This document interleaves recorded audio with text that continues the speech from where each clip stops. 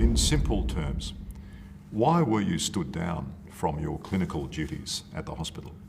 The hospital took the opportunity to remove me from clinical duties on the grounds of being a danger to trans and gender diverse children, because I've got a history of expressing concerns about the gender clinic in the hospital and the model they're using called the affirmation model.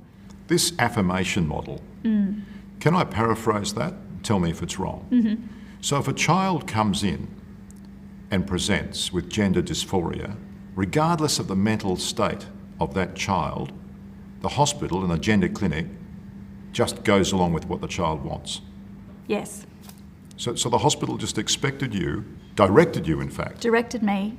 If a child was presenting with gender dysphoria, you were, no questions asked really, send them straight to the gender clinic. Yes.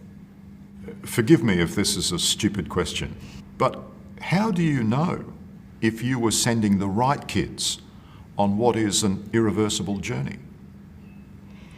No one can know, and that's really important for parents to know, because when a child with gender dysphoria sits in front of a child psychiatrist or any mental health clinician, they have no way of knowing whether these children are going to persist in their gender dysphoria. And what's been hidden are the thousands of parents across Australia who are in anguish because they're very concerned about their child receiving care according to this affirmation model, and they're in a very difficult position, and they often can't speak out because their highest priority is to remain close to their child and to try to protect their child.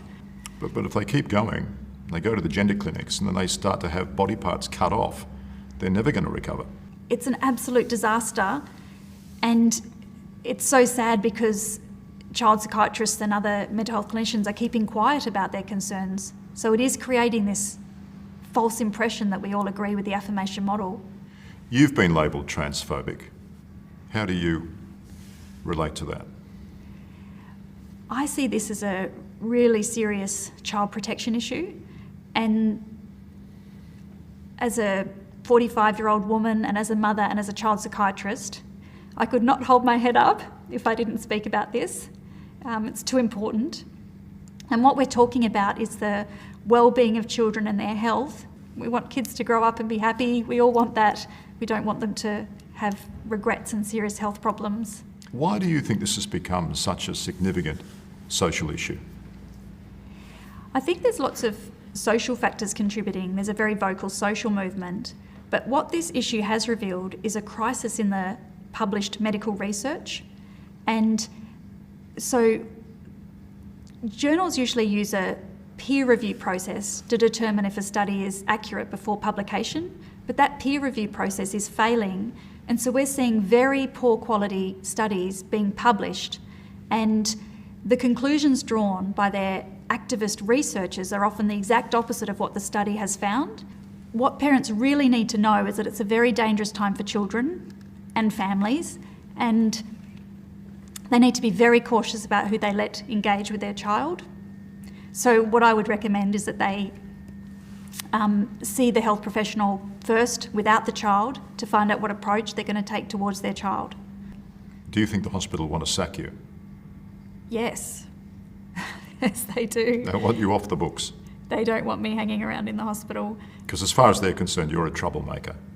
I guess the problem with having me in the hospital is that I become a rallying point around the issue, and it might motivate other people to raise similar concerns. I'm struggling with the concept of seeing you as a big, bad troublemaker. Thank you. because you want an open-minded approach to this. That's your sin, medically. Yes. Well, I see this as a child protection issue. I think we need to take urgent steps to figure out how interventions that are so serious and poorly evidence-based have been delivered to children across Australia. And I think that we need to have a federal independent inquiry into the model of care for children with gender dysphoria in Australia. Do you think you will get your job back or not? Well, the lawyers seem to think that it's unlikely, but what I've discovered about myself is that I do live in a bit of denial, and I just can't imagine not being back in my office and being with those colleagues that I've been with for years. Do you want your job back? I do. Just in my job, I've met a lot of really courageous people, patients, and so I gain inspiration from them, and I try and keep myself happy and strong, and I look forward to walking back in the door of the hospital. Good luck. Thank you.